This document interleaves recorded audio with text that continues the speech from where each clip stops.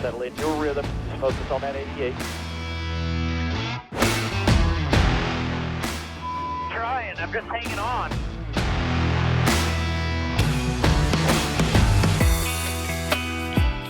Awesome job, boys. Awesome job. What a run we're on.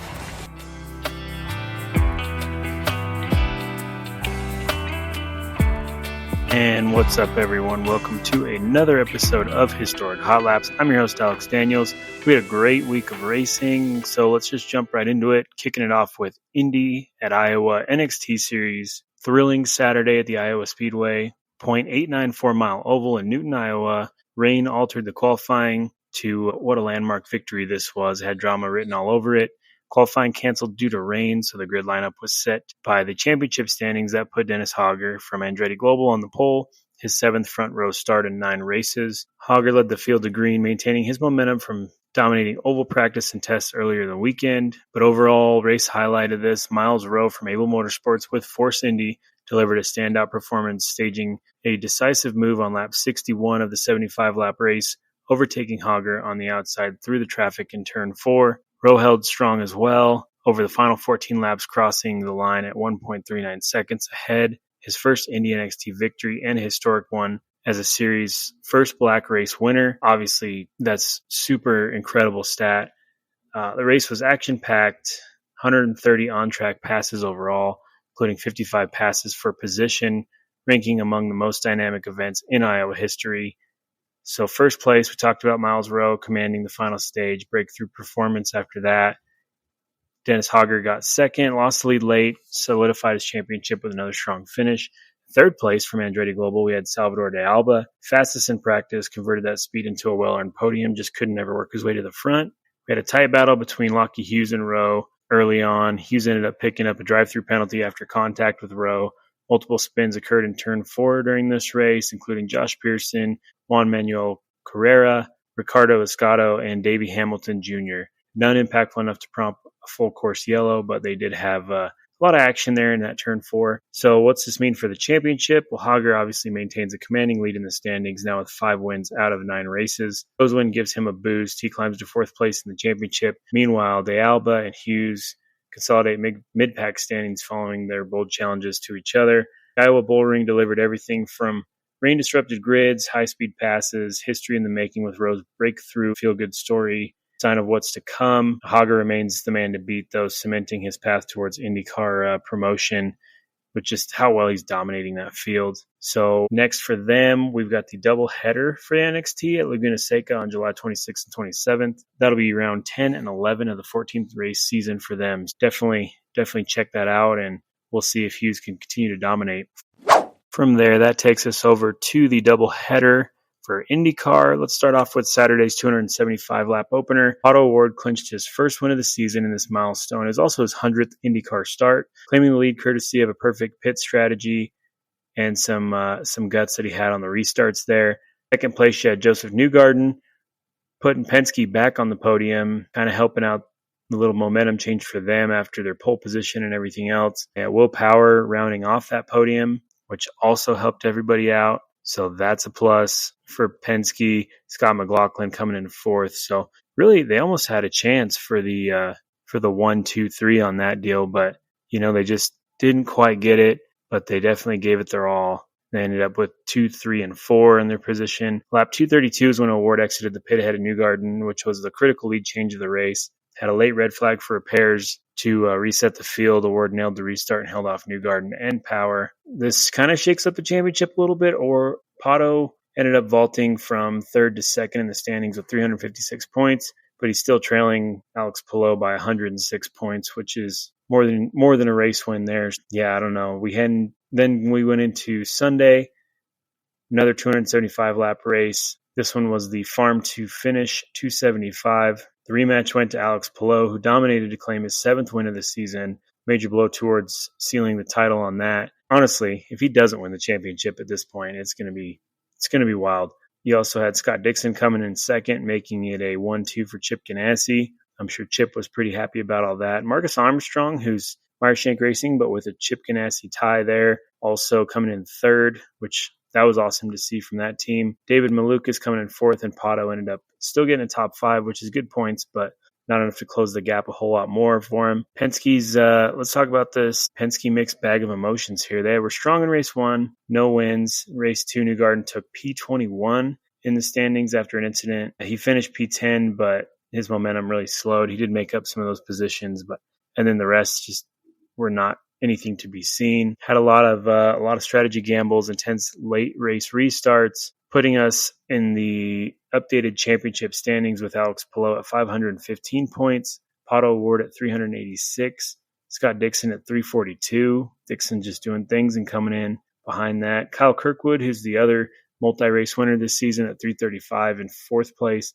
and Christian Lundgaard actually coming in, helping out McLaren with the top 5 there at 300 points. So looking at it, you got one Andretti, 2 McLarens, and then obviously 2 Chip Ganassi Racing cars there in the top 5 for the championship standings. So going forward, Palou strengthens his grip with that second Iowa win, but Award is surging after, he won race 1 there, and Dixon and Kirkwood trail behind. But all eyes turn to the next race when we're this weekend here in the streets of Toronto. So we'll see what comes of the success that we've seen there. We know that that's not a good track for Palou, so him being second in championship points, that might really shake things up a bit.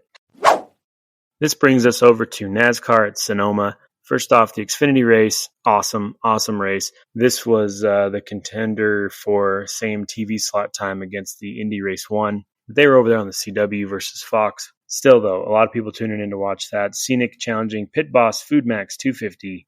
It's the third ever Xfinity Series race at Sonoma and the only West Coast race this season for that league. Those who don't know, Sonoma's 1.9-mile road course, 12 turns, 160 feet in elevation change, including a blind corner, which is turn 3A technically. There's a short track and long track. The way they number the turns is terrible, but nevertheless, 79 laps, only 2 cautions, so a real green flag fest, which was nice to see. Coming out of qualifying, pole position was SVG himself, driving for JR Motorsports in the Xfinity car. He clocked in a lap at 1 minute 15 seconds, 15.259 seconds to be exact, but he couldn't overcome his teammate.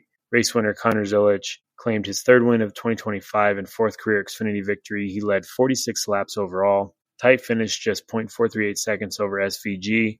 Then William Sawalich from Joe Gibbs finished 13.6 seconds behind those two. So really the race came down to the 2 JRM cars and their 2 road course aces, right? Connor Zilic and SVG. If I remember right, Connor Zilic already has a 24 Hours of Daytona win for sports cars, and he's incredibly young. So other top finishers, you had Sanchez coming in 4th place and Herbst coming in 5th, followed by Allgaier, Gray, Quapple, Smith, and Sheldon Creed rounding out the top 10. So this was Zilic's third win of the season, reinforcing his JR Motorsports and Chevrolet dominance. Chevrolet has secured 17 of 19 Xfinity wins so far, which is insane. SVG's streak continues. He also won the Chicago Street Race and Mexico City Xfinity races this month, making Sonoma's podium just as good. Winners now take home a hand-blown glass Champions Goblet filled with local senses wine. Just a little fun fact for y'all. A unique nod to the wine country culture up there. But in the end, battling side by side,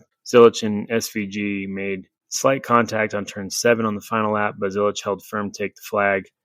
Man, what an awesome finish that was between the 2 teammates. I mean, it could have gone any way that they wanted it to go, but they raced it clean, kept it aggressive, but they got it done. This takes us over to the Cup race. Pole was once again claimed by SVG in that number 88 Trackhouse Chevrolet, clocking in a 1 minute 14.5 second lap with a 96 mile an hour average. His 4th career pole in just 34 Cup starts, which is a record that Jeff Gordon's time at road courses, I think, is the comparison to that. But yeah, just crazy. 110 lap race, 218 miles, Sunday afternoon, warm California skies, you name it. Great event.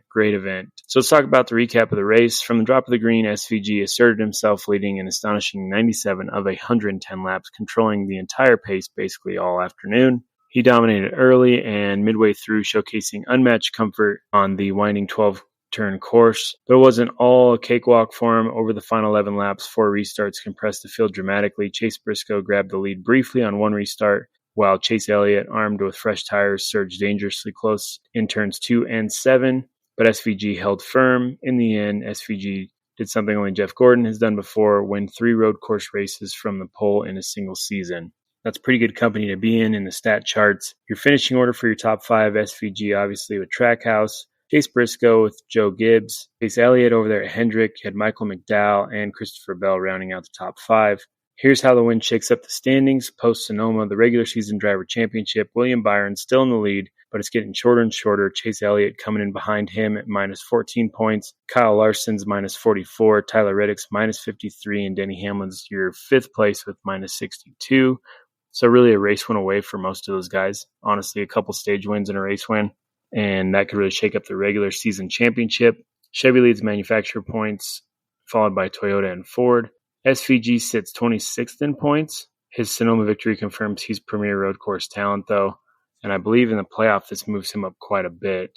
I don't have that number in front of me, unfortunately. I apologize for that. But he's dominant on the road courses. 3rd road course win of the season.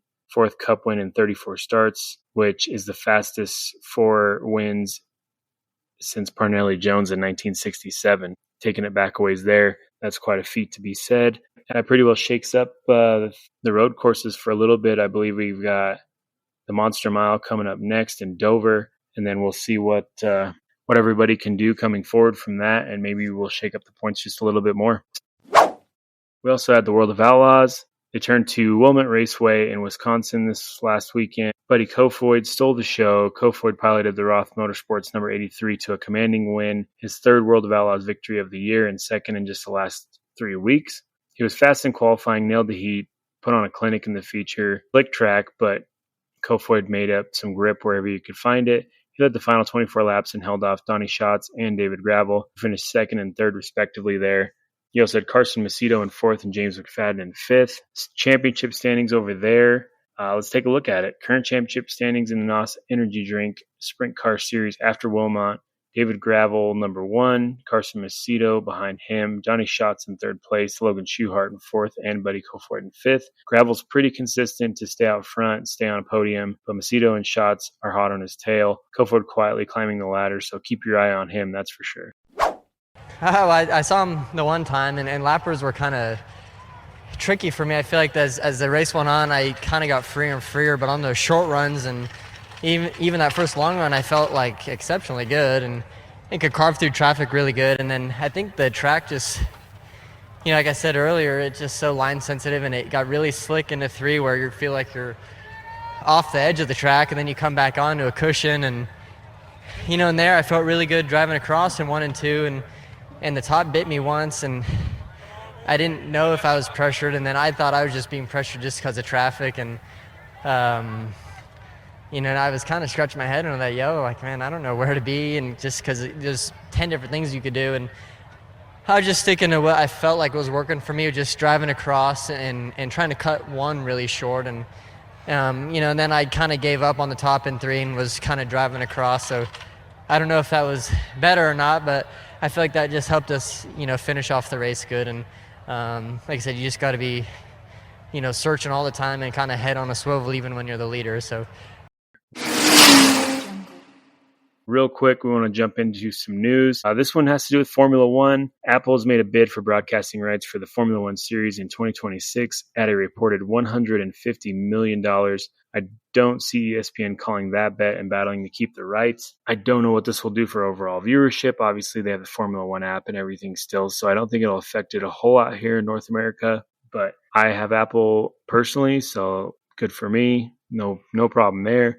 But yeah, it's going to be interesting to see what comes of all of it, and how it all ends with the overall volume of attendance on a streaming service like that. And things are just kind of going that direction. So I guess we'll see. Spinning around, the Crows have had a tough weekend. That's Jeff Crow, and here comes Dennis Setzer, Patty Moise in the 14. Caution on the speedway. It comes out at lap number 5. Tough break. Nowhere for Patty Moise to go as Carl Simmons shows the caution. Yeah, Chad. Well, I don't exactly know what happened. It started happening, a little bit before I got there, and everybody was slowed down. The spotter said there's, a wreck in front of you, so I slowed down. But you know what it's like to try to slow down the middle of the curve. You can only do it so quickly. So I bumped the 43, who was already sort of, he was trying to get on the brakes hard too in the middle of the turn, and it spun him. And then I could have made it around him, but whoever spun in front came back down across the track, and I just couldn't miss him. I hate it for the Pure Silk people. We'll be back at Watkins Glen, just a short day. Let's talk our history subject this week, history segment, history lesson, whatever you want to call it. This week, we're going to talk about a great woman of NASCAR fame. She broke barriers, she broke speed records, she broke through the world where very few men had ever taken the wheel. Patty Moise didn't just show up to a race. She built her own team, won poles, led laps, carved a legacy, still speeding through banks of Talladega.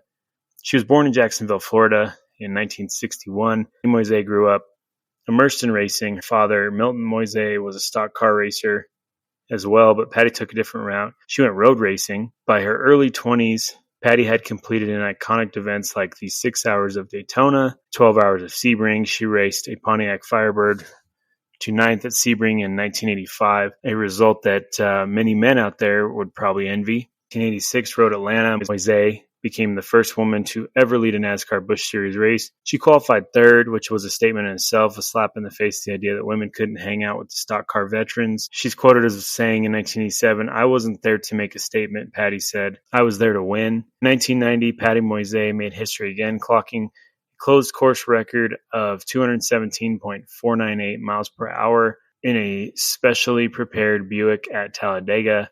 That's faster than any woman had gone in NASCAR, and still to this day, I believe she holds that record. Today, the record-setting car sits on display at the International Motorsports Hall of Fame. She did that lap in a car trimmed out like a knife, almost zero downforce. Very brave and precise on her speed there.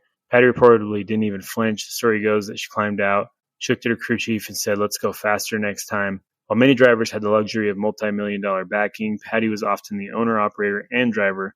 She ran her own team, sometimes out of a single trailer, hauling across the country to compete. In 1994, she shared driving and ownership duties with her husband, Elton Sawyer. The Moise-Sawyer team was underfunded but relentless. At Talladega in 1995, she delivered her best career finish, 7th place, record for a woman in that series at that time. Those a little sidebar, Elton Sawyer's also very high up in the officiating of NASCAR these days. So just something to throw out there as well with this. By 1998, Patty Moise joined Michael Waltrip Racing and scored a top 10 at Bristol.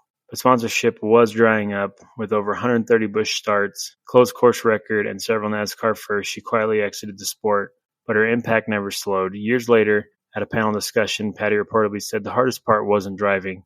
It was convincing people to let her do the driving. And maybe that's what made her career so important, especially for the women out there trying to succeed in the sport. And we've got quite a wave of them coming up in the lower ranks now in the feeder series. She's quoted as saying, "I didn't want to be the best woman. I wanted to be one of the best, period." Patty Moise never won a NASCAR race, but she won respect, shattered ceilings, and flew faster than almost anyone.